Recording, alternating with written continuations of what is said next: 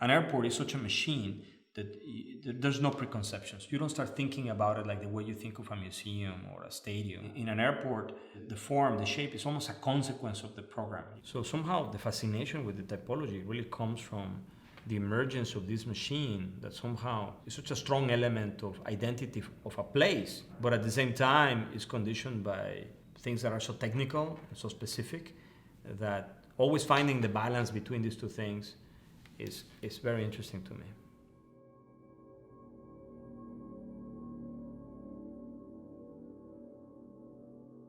I came to JAHN looking for scale. I had been building in Mexico City, but it was a complete different scale. I wanted to do big buildings. There was a great tradition of airport design in the firm, and this also attracted me. Being at JAHN was the perfect place to do these two things, scale and airports. The firm had a long tradition in connection to airport design. I mean, C.F. Murphy did the master plan of O'Hare, which at the time it was the largest airport in the world. In my opinion, United really transformed the typology, redefined airport design. Helmut did that in the 90s. And I was very lucky that as I came in 99, my first assignment was to work in the expansion of O'Hare, which was more focused on the land side. It was called facade enhancement and vertical circulation. But very soon after, we won Bangkok Airport, which is at that point was one of the biggest in the world. And we competed for Terminal 3 in Beijing, Terminal 2 in Shanghai. We built FKB in Cologne. I worked in a master plan for Munich Airport. And then around 2006, there was this competition for Terminal 2 in Mexico City, which was a great opportunity to put all the things that I have learned in 5 years of being exposed to the typology in a problem of a much more smaller scale.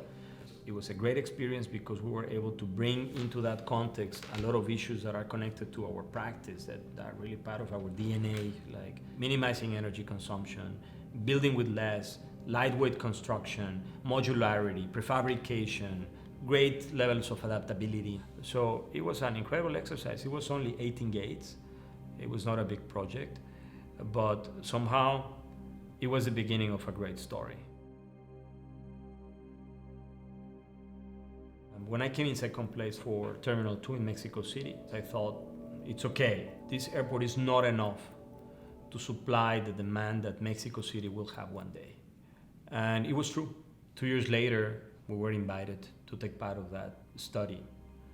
And we embarked on this wonderful problem because, of course, it was in the scale of the things that I had been doing before. It was the scale of Beijing, the scale of Shanghai, the scale of Bangkok. We'd done those things, and in a soil that was very similar to Bangkok. And so we knew the problem, we knew what were the solutions, but we wanted to do something better because at the end, that's what this profession is all about. Every time you do an airport, you have to go one step outside of what you did before. And this is what we did. And we thought, sure, we knew that in Bangkok, piling was the answer to the problem. And we knew that in Mexico, this was not the way to build that airport, that we had to invent something. And this is what we did.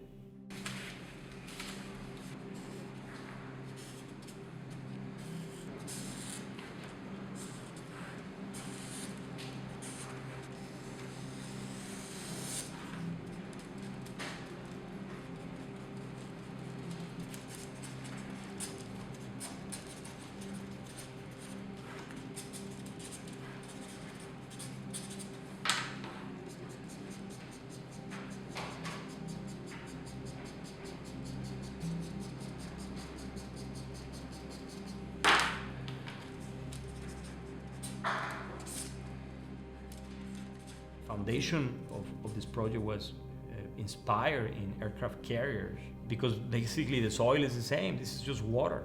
So the idea of controlling settlements was actually critical to coming up with a good solution. Of course, it became lightweight construction with materials that last, with materials that perform. I mean, an airport, the conditions around it are so complex. Noise is important. Thermal issues were important. Building that could be recyclable, that is very adaptable, that stays responsive to the ecology of the place, to the context of the place, to the culture. All these things were important. It was the complexity of this problem was such that it was just fascinating. But I think the most important thing is that we wanted to create something Mexican. We wanted to create something that was connected with the spirit of what we think Mexico is about. It was born in Mexico City. So I think subconsciously there were a lot of decisions that I took when I was working on this building that sort of were reflected in the final form and spirit of this building, the monumentality of the spaces, the easiness of construction, the luminosity of the materials. I think Mexico is a place in which light is rendered in a very particular way. The idea of adding an element of mystery, which is actually a problem in airports. Airports have great scales. You almost get lost in that scale. It's still monumental, but at the same time intimate. We have great examples of monumental architecture. I mean, just the central square being one of them. A building that from the air could be memorable. I always say that a building that a kid can draw is a good building because that means that it's simple and it's easy to remember. What I wanted to create for Mexico City was something for the future. I wanted to put Mexico ahead from what it is right now. And it was not a question of materials or a question of technology. It was about designing something that challenges the way we think of airports these days. And I think this is what we did.